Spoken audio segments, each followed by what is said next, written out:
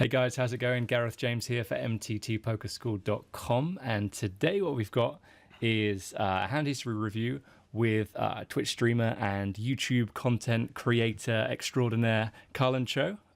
So how you doing?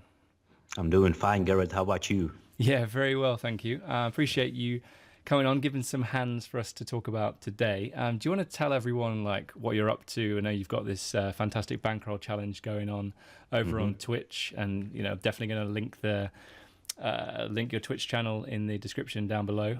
But do you want to just give us a rundown of what's going on, what the challenge is all about, how it's been going, things like that? Yeah. So first of all, pleasure is on my side. Thank you so much for having me. And yeah, you pretty much summed it up for me already. I started streaming on Twitch. It's gonna be 9 months actually. So yeah, 9 months ago, I decided to, not just stream and play random MTTs, but to create concept behind it, create a goal. Yeah. That a lot of players, especially the players that are just, starting in poker or are trying to build bankroll can relate to. Yeah.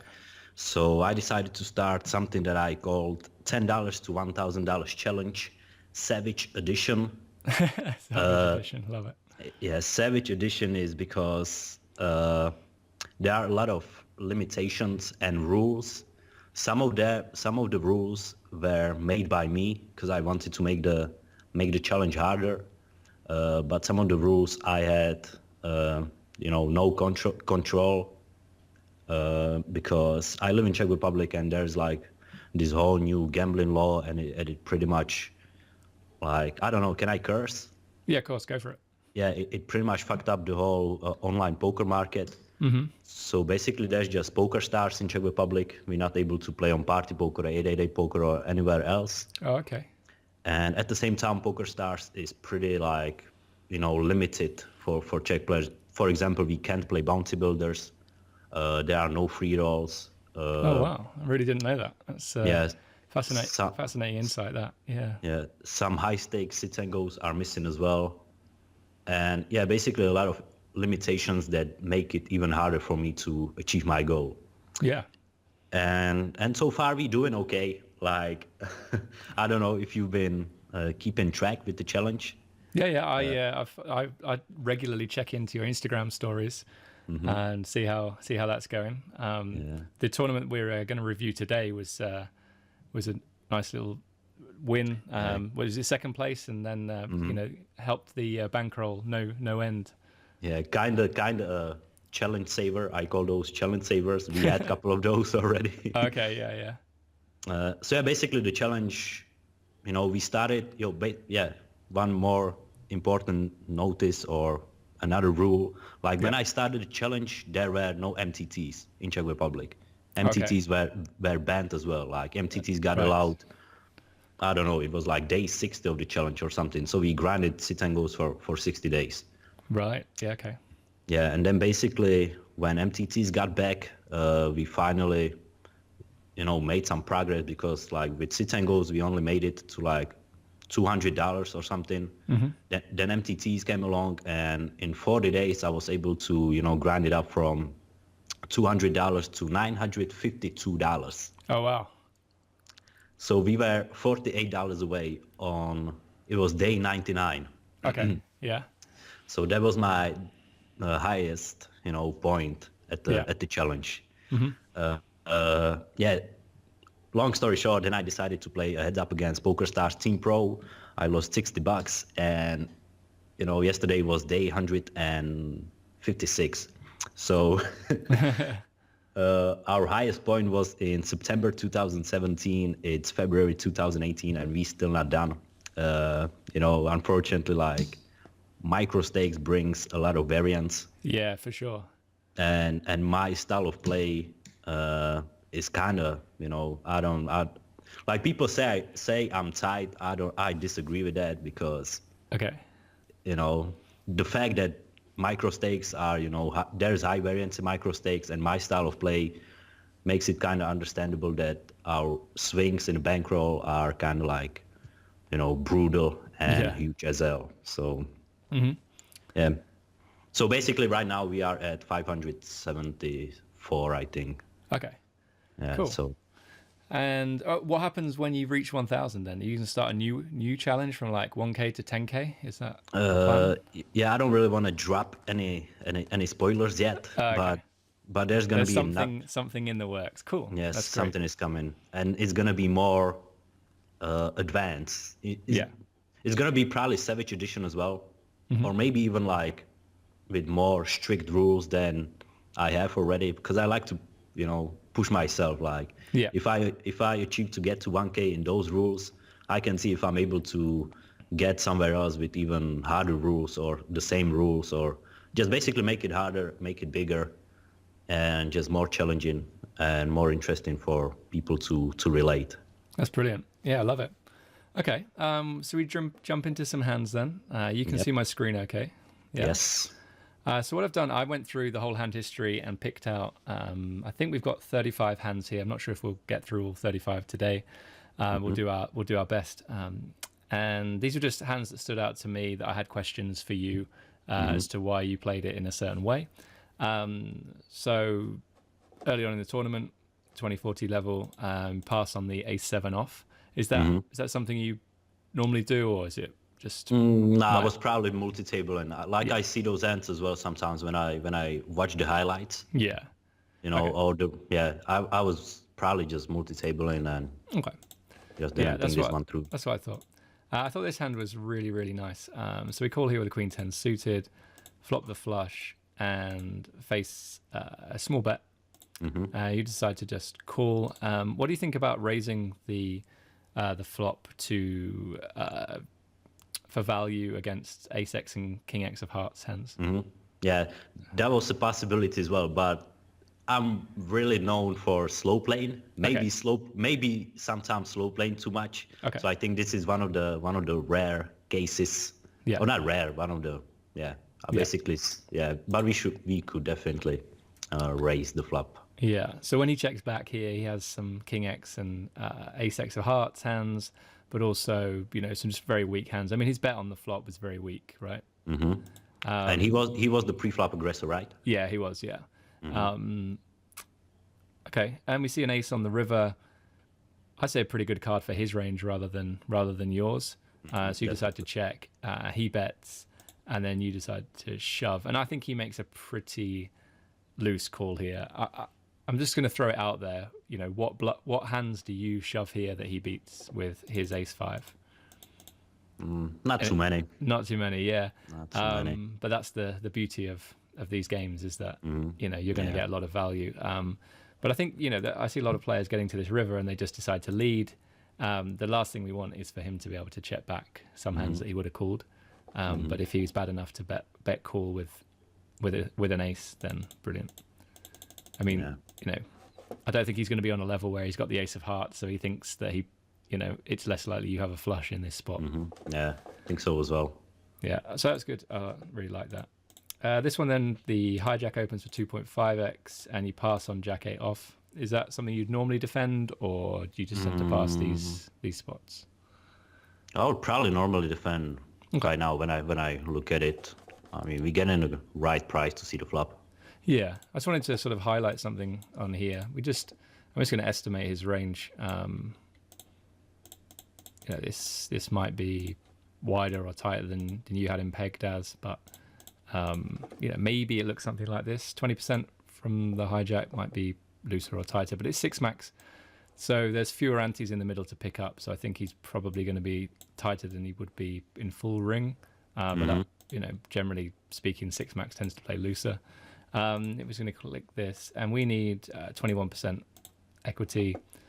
Obviously, every hand has 21% raw equity, but it's the case of like how good your hand's going to be at realizing that equity.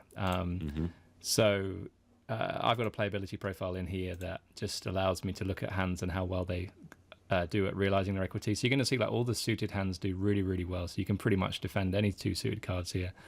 And we're just basically just getting rid of all of these sort of garbagey hands that do really, really poorly at realizing their equity. So, I think jack 8 off definitely in there for going ahead and calling. But it sounds like you'd normally peel there. Yeah, because I can see I see those spots as well sometimes, but when I stream and I have 6 tables, like I'm losing Yeah. money here. Like, yeah, I can see those as well. I need to work on those spots, like definitely. Yeah, I mean, sometimes you can pass with the absolute worst hands. I think other things to think about when realizing equity, like you're trying to work out how well your hand does at realizing equity. Obviously, the suited hands, the connected hands are going to do really, really well. But also the way your opponent plays. So if they're really passive, maybe they're just one and done on the flop, you're going to get to see more turns and rivers. You can over-realize equity by bluffing more on the river, or actually, you get to see more turns and rivers than you should perhaps normally do. So, your opponent's ability is going to affect how often you get to see turns and rivers. Because if they just go bet, flop, bet, turn all the time, you never, you're going to struggle to realize a lot of your equity because you're folding, basically folding too much. Yeah. Okay, so what do you think about 3-betting here as a bluff with an ace blocker? Possibility as well. I like to play suited connectors. Probably like if I had like 6, 7 suited, I would probably like the 3-bet more. Okay. Than just basically like suited aces. I'm trying to take it to the flop. Okay, sounds like good. Almost all the time. Because like if you get something like this. Yeah, absolutely. Yeah.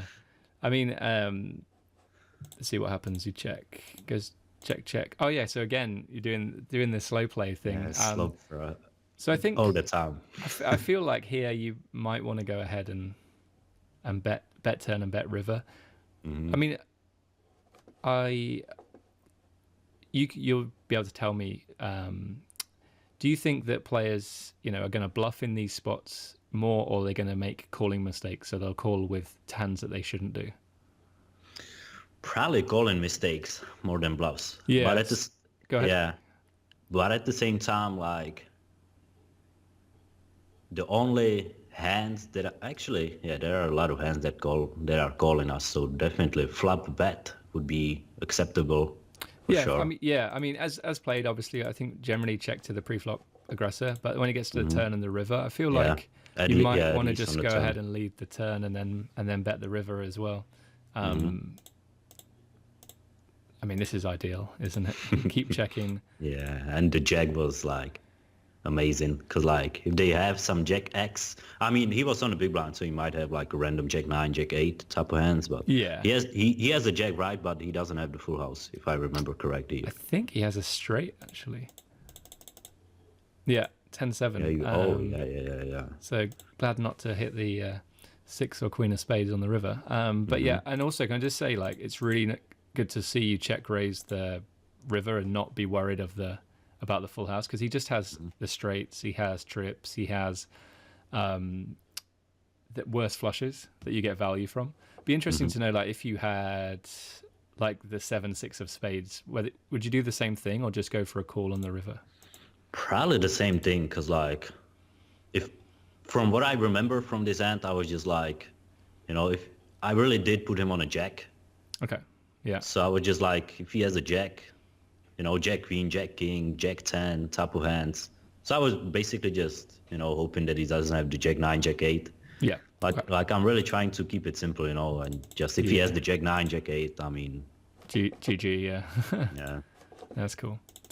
So this was just another one where I felt like you could probably just open, but again, it's probably just playing lots of tables. Okay. Do you ever call here? 5 big blind shove. I fold it? Yeah. Yeah, that's probably a call. Yeah, that's definitely a call. Okay, cool. Yeah, let's just run it quickly. I think like 7-6 probably going to be like close call. Yeah, exactly. And I just want to highlight a few things as well. Just running the sim off the screen. I'll bring it in when it's done. Just to see if you feel like Tika 3, he shoves. And yeah, so 7-6 off, very, very, very profitable. But that's if this guy is shoving this range of hands. Now, do you think he is with 5 bigs? Do you think he is looking at like these? He's probably shoving even wider, I would say. Oh, really? A little bit, like the jack 7 off, 10-7 off. Okay. Yeah. Yeah, something like this. Okay. Yeah. Yeah, I mean, then we're just, it's doing even better on a call. So there's not too many hands we want to be folding in that spot. Yeah. Because like I remember I was actually, when I was playing this tournament, I was deep in another 2 tournaments, so this might be one of those. Yeah, bro, now when I look back at it, I can see like I'm losing chips in those spots. Yeah. Because I'm not paying enough, attention to those spots. Okay. Yeah, so it's an interesting spot. What do you think your options are here? Obviously, you can fold, but what are the other 2 options really that you've got? I mean, maybe 3 options that you've got here. Open and then call if big blind shoves. Limp. Yeah. Try to see the flop.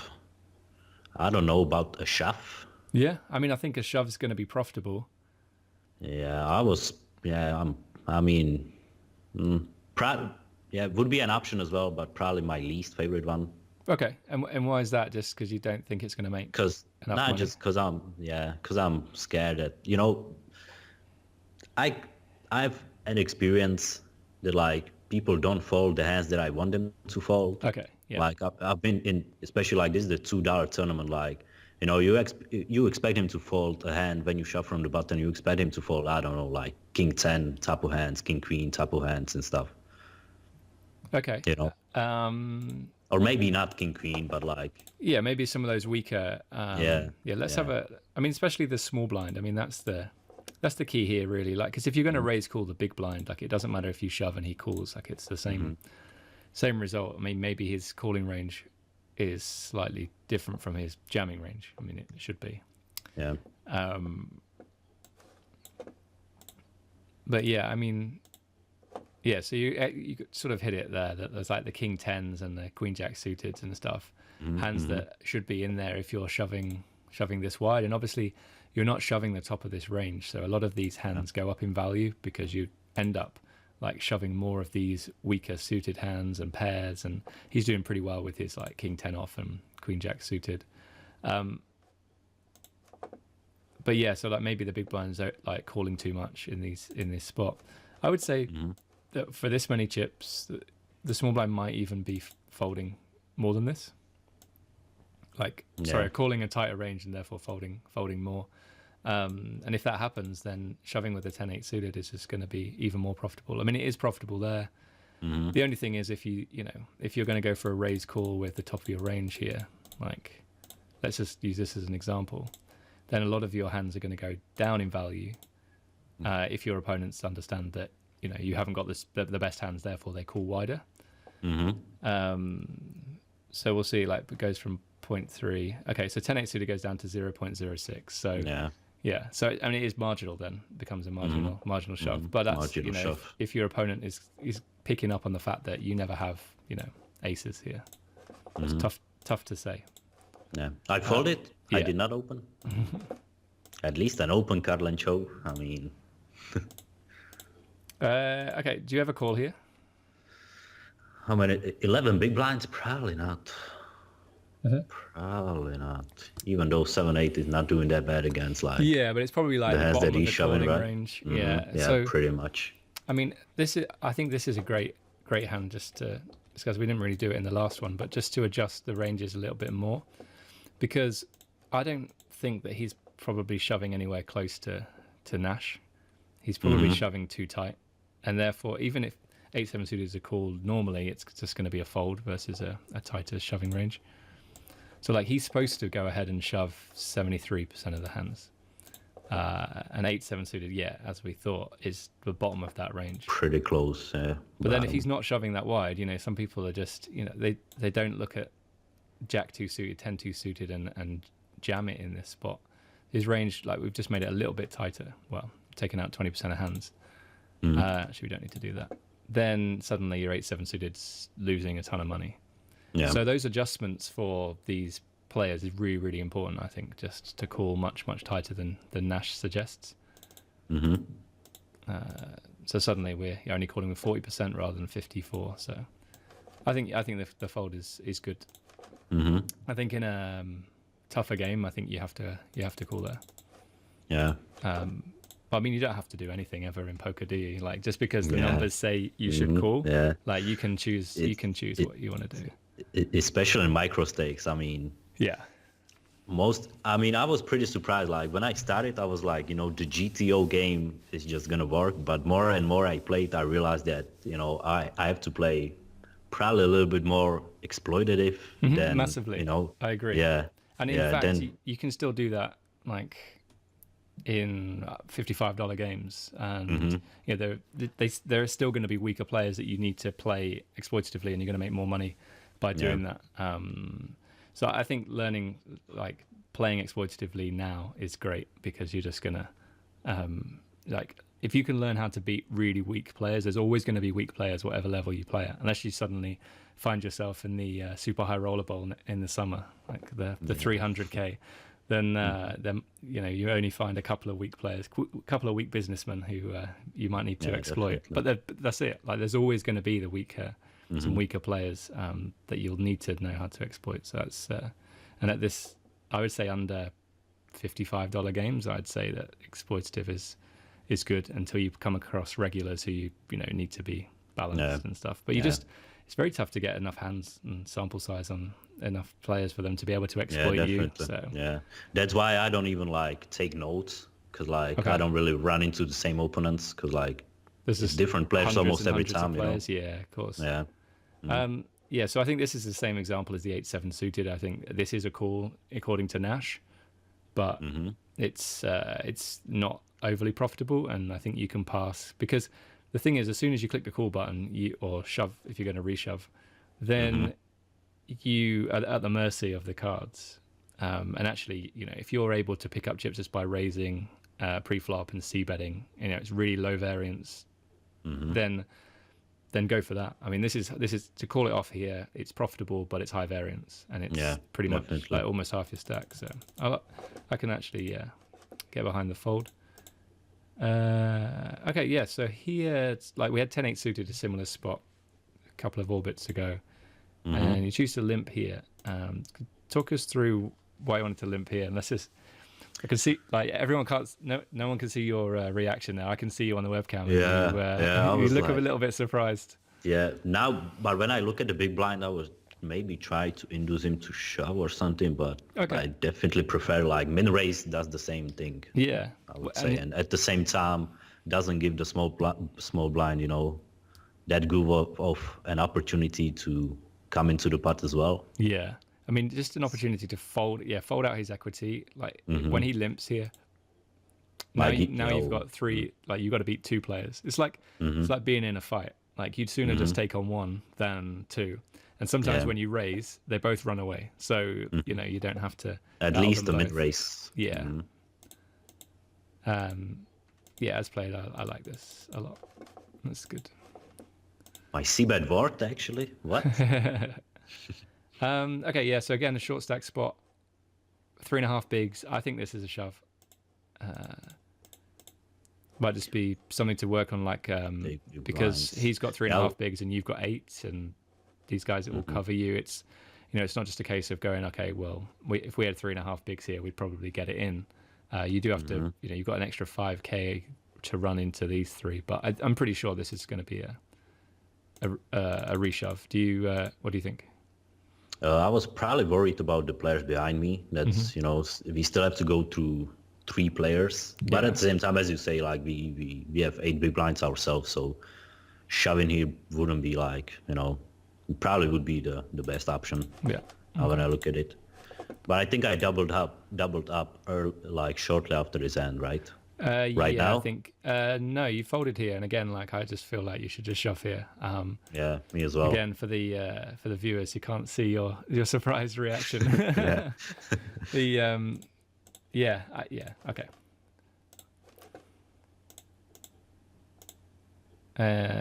So here you just decide to shove. I mean, seeing someone put in half of their stack, a lot of the time in this situation, you just treat this as a shove. And if he'd shove for 6 bigs, you're definitely reshoving here for 10 bigs with ace-10 off. Definitely. The only time I would not do this is if this guy was, a complete nit and this was just the nuts, and we're just making a huge mistake. But like he 3x with 6 big blinds or what? Yeah, 3x with half a stack left. Yeah. Yeah. It's, but no, I think it's good reshove. Oh yeah, this was another hand I thought was really good in terms of your sizing, like the way you change your sizing on the river. So it goes bet call, you bet, you call again. You get to this river, and I'm pretty sure that you can shove this hand as the most like GTO thing to do, because you're going to have a lot of missed flush draws. The thing is though that this guy, it clearly doesn't have a strong enough range to be able to call you, so you decide to change your sizing, and I think this is spot on. And I think you just get more crying calls from like a 4 or a 9, or maybe he has like queen jack, queen 10. Yeah, it's really good. I love this. That's what I was going for. Yeah, yeah, exactly. Like I did put him on a 9. Yeah. So yeah, I just gave him the crying call price, basically. I love that. That's really good. Okay, and let's look at the stacks. So you pass again on an ace on the button. That's weird. Like when you showed me the hand, I was like, I shoved here. I did. Yeah, I mean, so I probably would call the small blind and fold. Yeah, the big blind has. Like we have like what 24 bigs. Yeah. Yeah, just another it's these fine things that I think. It seems to me like most of the time you're looking at this going, well, yeah, I should have shoved, and so it's nothing new for you. What do you think about shoving here? How many big blinds do we have? Like 14 15? Yeah. Yeah, that would be an option as well. Yeah. I just think, like, if we think about, like, when we shove, we obviously, the big blind folds way more than when we min raise. And, like, we don't mind if he folds, like, a hand like 10-8 suited, because that has a pretty, decent equity against our hand. Like, yes, we're ahead, but all he needs to do is hit a 10 or an 8, and we don't hit a king or a queen, and that's it. Like, he's just going to win the pot. So folding out his share of the equity and folding out everyone else's share is pretty useful here. And 12k compared to your stack, I mean, that's pretty. Yeah, that's a pretty nice decent. chip up if he folds. Was this a hyper? Yeah, Okay. hyper to ball. Yeah, so maybe we shove a little bit more because the blinds go up so quickly, and it's 6 max, so we should shove more because the blinds go through us that much quicker than they do in full ring. So that might be something just to play around with, just to go ahead and shove a bit more when you get to like 15 bigs and under. Okay, let's play out this hand. So he decides to lead. It's kind of weird. Bets. Yeah. Yeah, you have 2 overs and a backdoor flush draw. I think calling's cool, and then again going for this smaller sizing is really good. Yeah. Again, like shoving this turn is good because like a lot of 9x's and stuff. Yeah. But from your point of view, like you might have a flush draw or 8-7 that you want to shove as a bluff. So you need to have some strong hands in there. But what you're doing is you're saying he has some 9x, he's going to have some flush draws, although you have the king of diamonds, so it's less likely. And he just, trying to eke out that more value. And in tournaments, it's more important to get this extra few bets out of them than trying to go for like the jugular and shoving all in and trying to go for the kill, because like just an extra few chips there is really gonna help. Okay, so we face a min raise here then we're in the big blind with about 20 bigs.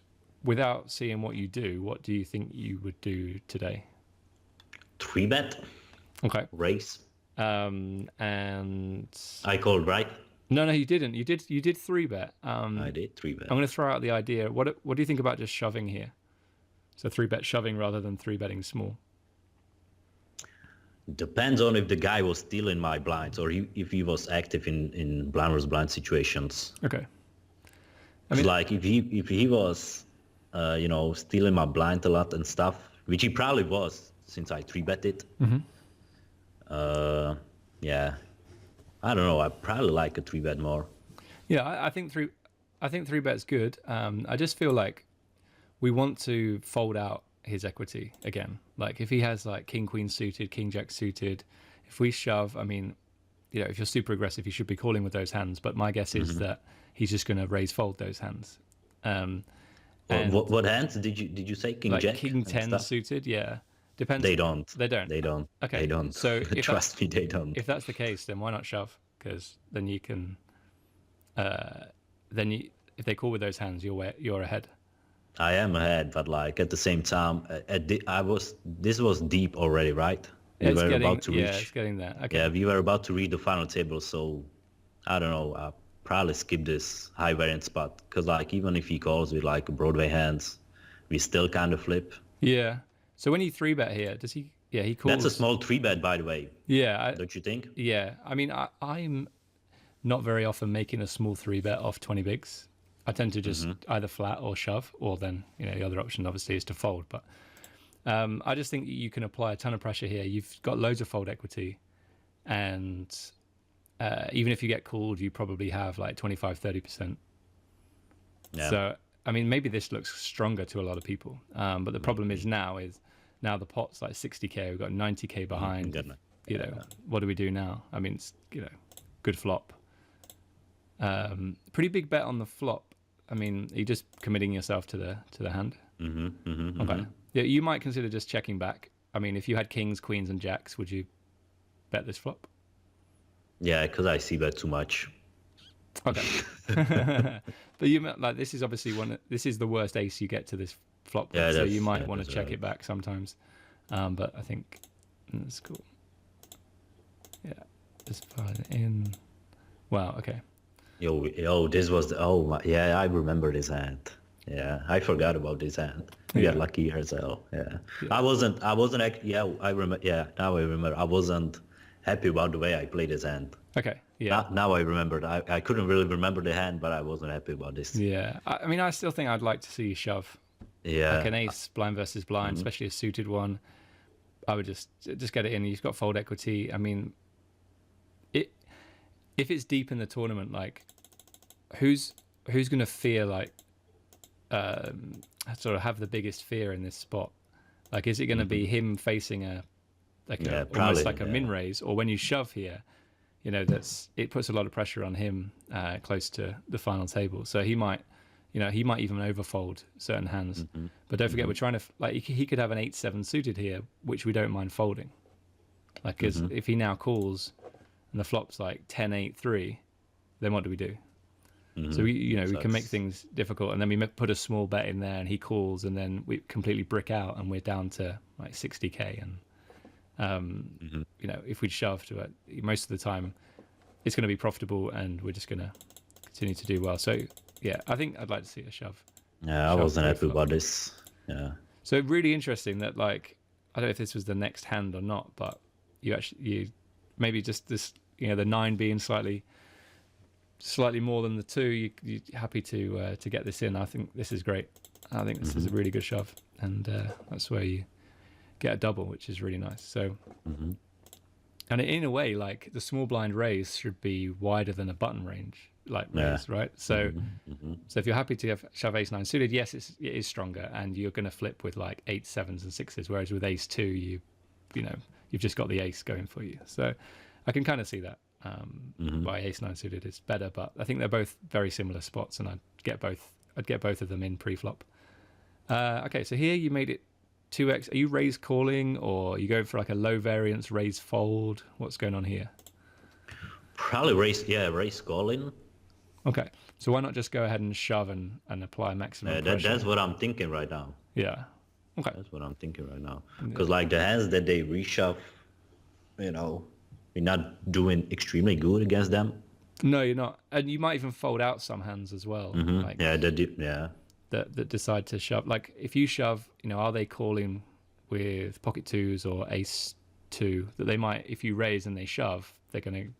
Yeah, they can. Yeah. Yeah. So there might just be some hands here that fold, and again, like fold equity and hand equity together is just going to be a really powerful combination. So even if they call you with pairs or ace 5, you're still doing pretty well.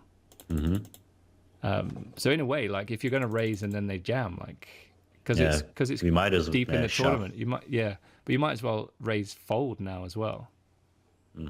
But obviously, if you keep doing that, you're just going to get piled on time and time again, and you're going to overfold. But you've got a decent stack now. You want to try and you might want to try and protect it. But I think shoving is just going to be super profitable here. Yeah. Okay, and so defend here, Jack 7, check. Okay, so now he bets the turn and you call. 10 on the river, he bets and you fold. So I'm going to throw an idea here. You've got a jack in your hand, which makes it less likely he has jack 8 or king jack. What do you think about shoving this river as a bluff? Probably wouldn't have balls to do it so close to the final table. Okay, yeah. But don't you think from his point of view, that's exactly why you're never bluffing here? Because you're so close to the final table? Question is if he thinks on that level. Yeah, okay. Absolutely, yeah. Yeah. I mean, I'm going to guess that a lot of players in a $2 tournament are not going to turn made hands like a pair of sevens into a bluff in this spot. Yeah, I rarely do like those kind of bluffs on micro stakes. Yeah. Like, I'm just trying to keep it as simple as possible. Like, if I decide to bluff, like the spot has to be like too good to not bluff, basically. Yeah. So. Yeah, this is I mean, it's definitely something that's probably just like unnecessary. Like you've got a decent stack. Like, do you really need to pile it in? And this guy calls, snaps you in half with ace 10. And you just, your head explodes. Yeah. You think, wow, that's just awful. So, yeah, sticking to value is definitely, a good way to go. Okay, what happens here? So we've got 5 bigs and about 10. Please tell me I shoved. Please. Oh my god. So we passed there. I mean, again, you might have been multi-tabling. Who knows? No, I'm pretty sure at this point I was just single tabling. Okay. I mean, yeah, it's just an enormous amount of pressure. Sure. These two overfold at this point if it's that close to the final table. Yeah. They just, and then, I think it's just a good spot to rip.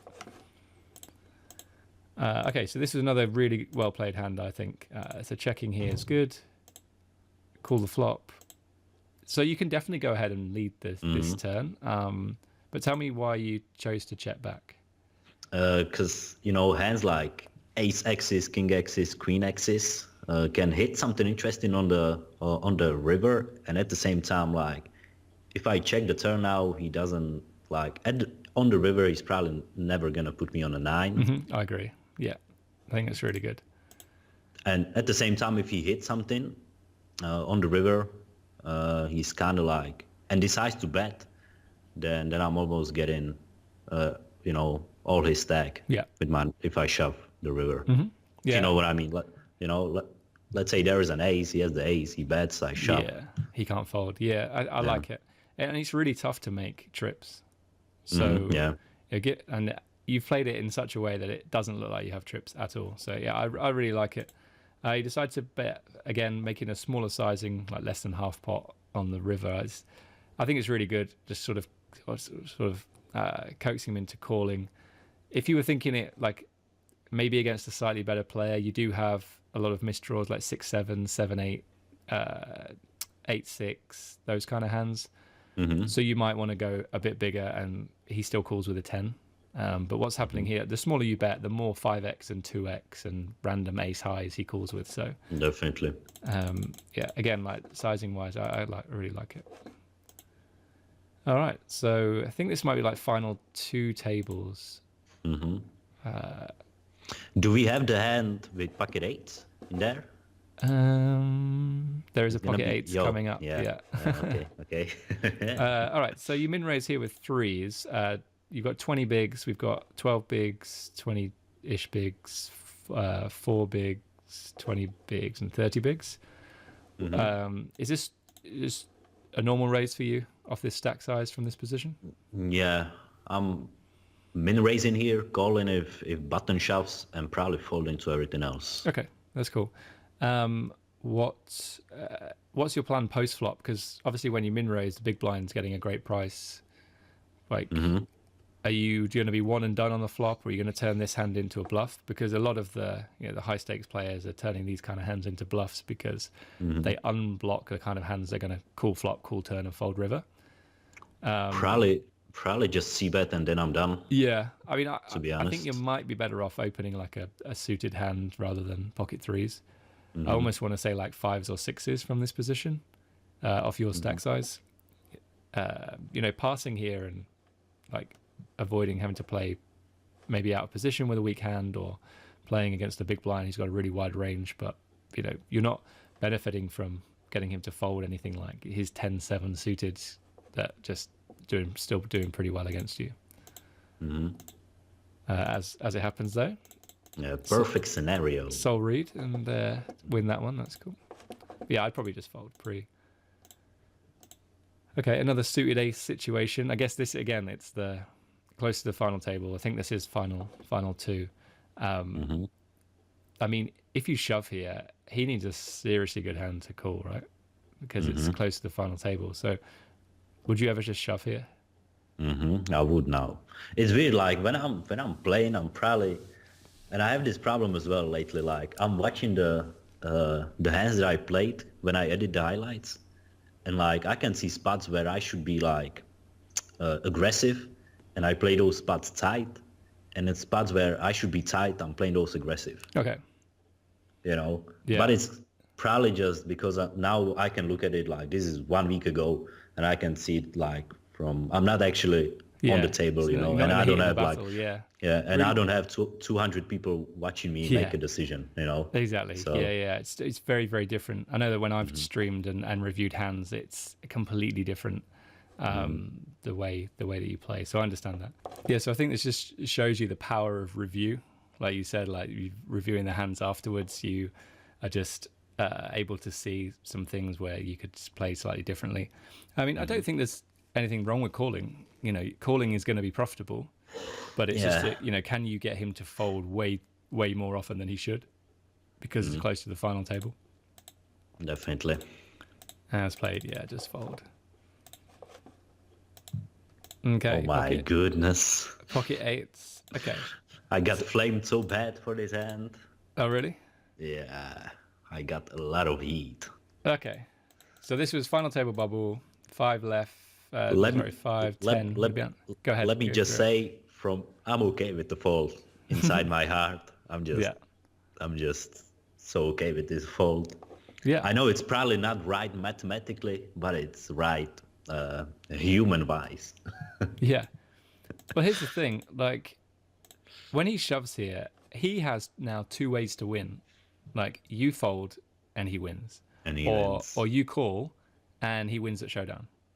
Whereas from your point of view now, you've just got one way to win this hand, and that's by calling and risking it pretty much your whole stack. Pretty much all, yeah. To hopefully, once those 5 cards have come out, to have the best hand. So yes, mathematically, we're supposed to call here. But actually, I want to be the one shoving here. I want to be the one putting the pressure on my opponent and having those 2 ways to win rather than just the one way. So I think, I probably call here, but I can definitely see why you folded. Yeah, I was trying to lower the variance because but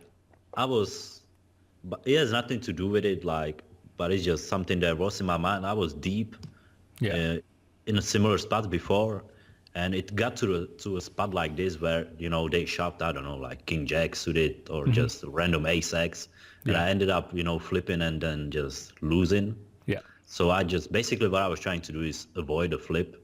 Yeah. So, but he's definitely shoving 6s, 7s, 5s, I mean, you name it, and we're doing it against those hands. Yeah. So what do you think about just shoving yourself? I mean, you've got I was thinking 18 about it. bigs. I think just shoving and because that's a classic example. Like King Jack suited definitely folds if you shove. Actually, I can remember my thought process. The guy limped under the gun, and he's a big stack. So I was going for a raise, and then if the button chops. That doesn't make sense. What the hell? It doesn't make sense. What the hell was I thinking? It's all good. I mean, it's amazing that when you do articulate your thought process, sometimes you just catch yourself, doesn't quite work. But I mean, there's loads of options here. Folding is one, limping behind is another. Like you could limp and then just call this guy if he shoves, because there's a non-0% chance this guy's completely nutted. He just has aces every time. So shoving into that is just a disaster. And then so you could just limp behind here and call this guy, maybe call this guy, but then you've committed one big blind as opposed to three. I know, we earlier on in the tournament we're isolating here or we're jamming, and it's a plus chip EV move, but you need to be a little bit careful now with this stack so short that we are focusing more on ICM rather than chip EV. So, who knows? If he flips over aces here, you fold and he shows aces. That's what a genius. Yeah, that's what I was telling myself. I was like, when I ended up, in the second place, I was like, bro, that fold with 8 got you the second place. Yeah. Fold, to be he honest. Just absolutely he could have. I mean, I think there's more pairs that he has here that beat you than you beat. He might not even shove 2s, 3s, and 4s. Might just be 5s and 6s and 7s, and then he's got 9s, 10s, jacks, queens, kings, aces, and then ace king, ace queen, ace jack, king queen suited, king jack suited. All those hands you flip against. So yes, there's a ton of money in the middle, and you're never folding earlier on in the tournament. We know that. But in terms of ICM and your equity, the way it improves, does it improve enough for the times that your equity just completely disappears when you've got I don't know how many bigs, four bigs at the end of the hand if you lose. I think this is the hand of the tournament. Even if I fold it, I think this is the most important hand in the tournament. Yeah, lots of different things you can do there. Yeah. The thing is, you're very brave to open yourself up to people watching and people saying, wow, man, how can you fold pocket 8s there? You're behind the wheel, you're driving this ship. So I got flamed right away. This car. Right away. Yeah, but really good to just be happy with the fold. There's no ego here. I mean, there's a ton of ego in poker, but with you, the less you care about what other people think, the better you're going to do, because you're going to make decisions like that where, if you were able to run that hand a million times, you win overall. But that's just one example. All of these equity calculators that run millions of hands in a simulation, we don't get to do that. We get to run one simulation, one hand. And so again, that's why I'm favoring the putting someone else to a test rather than the other way around. Having those two ways to win, you're just going to win way more than trying to make a decision for calling there. So I think that hand, for the way that we both want to play this hand, is going to be controversial. A lot of people are just going to be like, dude, come on, get the 8s in. But I can see why, and hopefully I've explained it. Do you ever defend here, or you just... Yeah, I definitely do. What the hell? 30k, 180k. What the hell? Okay. What was that? 6-1? Yeah. Yep. That's 6-1. Okay. We're almost at the final table. So ace king here, you decide to induce with. We talked about this right at the start, about whether or not you would induce with these kind of hands or just go ahead and shove. I think, in a way, you almost want to shove. Shoving here is going to be lower variance than raise calling against this guy. He's going to fold some hands that he would 3-bet jam for sure. He's not going to sit there with pocket 4s and click the call button on a final table bubble. Also, when he's got the 10-9 suited, we talked about this before, he just clicks the call button, flop comes 10-6-3, then what do you do? I remember this, and this was I doubled up in a hand right before this one. Yeah, I think you had maybe 10s or something. Yeah. Yeah, and I was jumping around, and then I just then I just saw ace king and I pressed just the min open without really, I was just hyped in this one. And I think small blind shove, right? Yeah. Good situation. That's cool. But in a way, if this guy shoved 3s, you it's just not a great situation for you. You're flipping and you're flipping for half of your stack. So I just think shoving is just going to work out better, and then just inducing with stronger, much stronger hands. Cool. Right, final table. Let's go. So king 3 suited. You pass here. What do you think? I can remember this hand as well. I don't know if you know me, but when I make it to the final table, I bring Mr. Plant. Okay. and I was preparing everything. This is one of the hands like when my EV goes down because I'm streaming. Right. So Yeah. I was changing the title of the stream. You know, I Yeah, of was course. bringing Mr. Plant, and I was just like, bro, let me, you know, just do this stuff. Fold King 3 is not gonna, It's not the end of the world. Yeah, it's not the end of the world. So Okay, so six-handed now. What do you think about opening here? I didn't open. Don't think so. That's weird. Okay. Yeah, so it sounds like a lot of these spots where I just say, yeah, we could just open here, we could open here, open here. Yeah, Just, just occasionally missed. I would open call if small blind shoves and Yeah. play it if we get to the flop. Okay, so 4x raise. I guess this is like pot. You just mash the pot button, and you fold. So it's, you don't really want to clash with this guy. So you're in second, he's in third. There's two short stacks, so that's got to be playing on your mind here. But if you shove, then he's just in a world of pain unless he has a strong hand.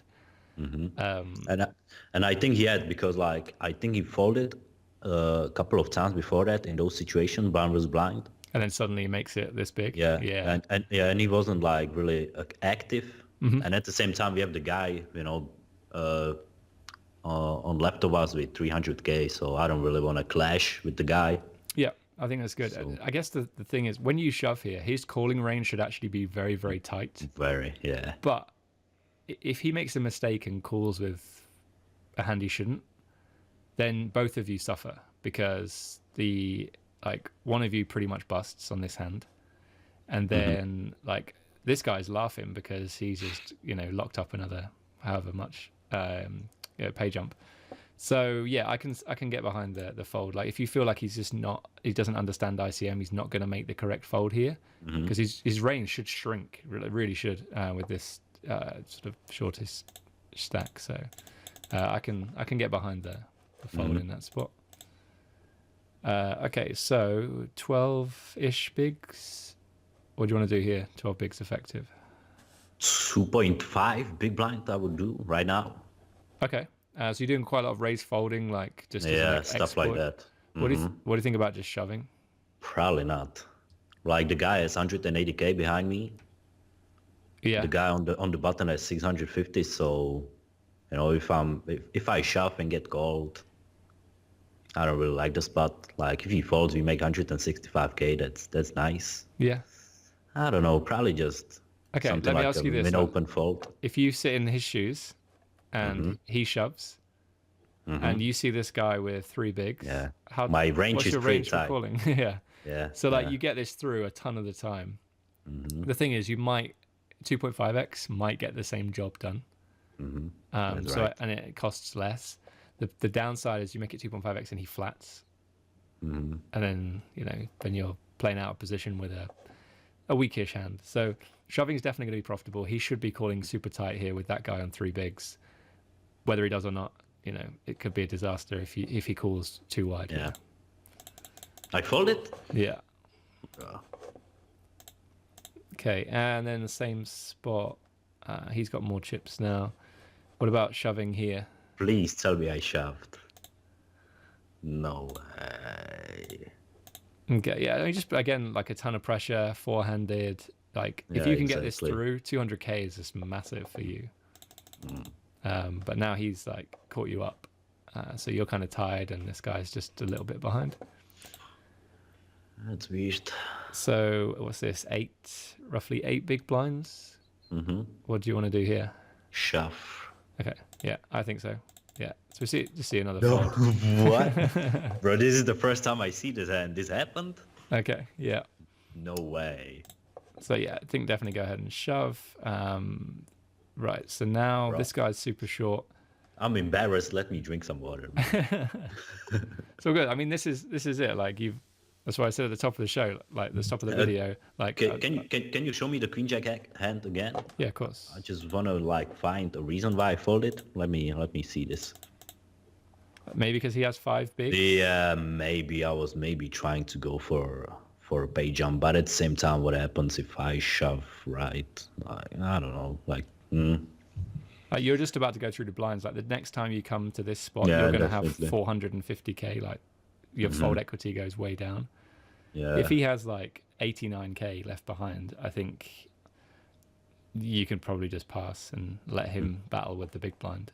But yeah, I think this is just too good to want to fold here. Yeah. That's why I said like at the top of the video, like it's good for you to come on and open yourself up to some things that perhaps we should have done differently. Maybe there's one more thing. The guy on the big blind, the Bartzi guy, he was like calling pretty wide. Yeah, so he has. And yeah.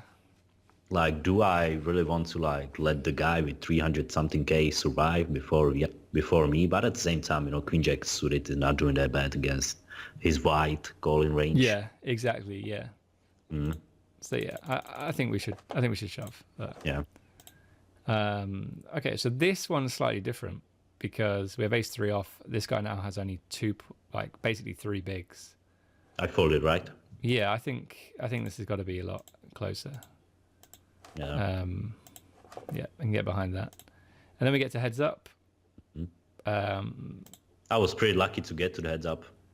Yeah, I can't remember exactly what happened in those few hands. Yeah, like as I said, the guy that I'm playing the heads up with, like he was calling pretty wide. The guy shoved with ace king, right? He called with ace 7 and got run straight or something like that. So okay. This guy was pretty aggressive. Yeah. Okay, and then just finally, yeah, this call is good.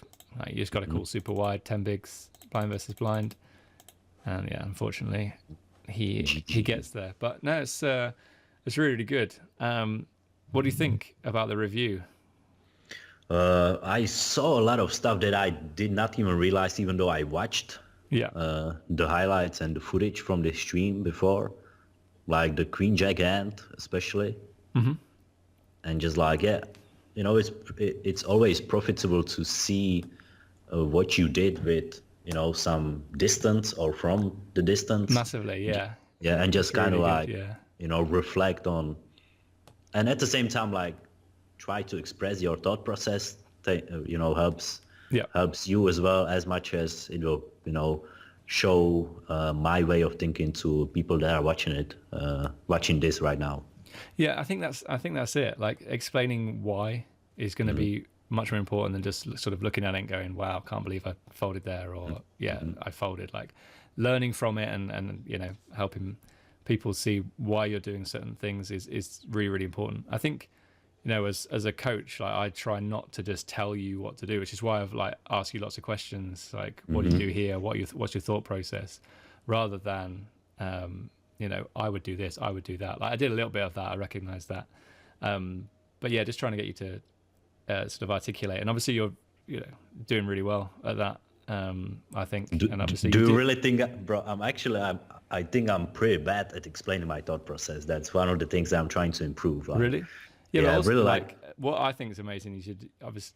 I'm guessing that English is the second language, right? So yes, it is. Like, actually third. Is it? Third. Wow. Yeah. Okay. Yeah. I mean, to be able to stream and articulate your thought process in your third language, like I sometimes can't do it in my first language. Like that's me as well. Like good, I'm not even I'm not. Yeah. I'm not even able to do it in Armenian or in Czech. I'm just not good at explaining stuff. I'm just the worst when it comes to this. I think you've done a good job. I would say, like, because obviously you're continuing to stream, so just keep just explaining the why to everyone. It's just it's gonna help them out, obviously, but also, like, you caught yourself once you were explaining the hand, and then you were like, hang on a minute, that doesn't make sense. Yeah. So like the more that happens on the stream, you'll just stop yourself from like making plays, or you'll go the other way and do something different. Yeah. But yeah, I think there was a lot of good stuff in there. A lot of I was really keen to like highlight the sort of the slow played stuff, where you decided to check back on turns with strong hands. Like it's like some really, really good stuff. And I think there's some push fold stuff in there. I think you could just work on. Yeah, definitely. And the ICM as well. But yeah, overall, it's good. So thank you so much for coming on. I really appreciate it. Pleasure on my side, bro. Wish you every success in the challenge. As I said, I'm going to put the all the details in the description. Thank you, man. Thank you. All the guys out there want to check you out, and definitely recommend that they do. So you're on Instagram and Twitch and YouTube, right? Yes, everything /Karlencho, Karlencho TV on YouTube. Brilliant. So yeah, that's where you guys can find me. I'm streaming every Monday, Wednesday, Friday, and Sunday, 9 p.m. CET, 12 p.m. PT, and 3 p.m. ET. I think I'm not really good at time zones. That sounds right. Okay, mate. Well, thanks again, and I'll see you again once you've hit 1K, and I want to hear what the next challenge is going to be. Yes, so you definitely I'm excited to hear it. All right, guys. Well, this has been Gareth James for MTTPokerschool.com signing off. Take care, and we will both catch you in the future. Bye-bye.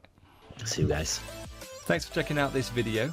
If you would like free strategy articles and YouTube videos and free podcast episodes delivered straight to your inbox, then head over to MTTPokerschool.com right now and sign up for our mailing list.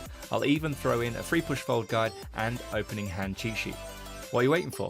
Head to MTTPokerschool.com right now.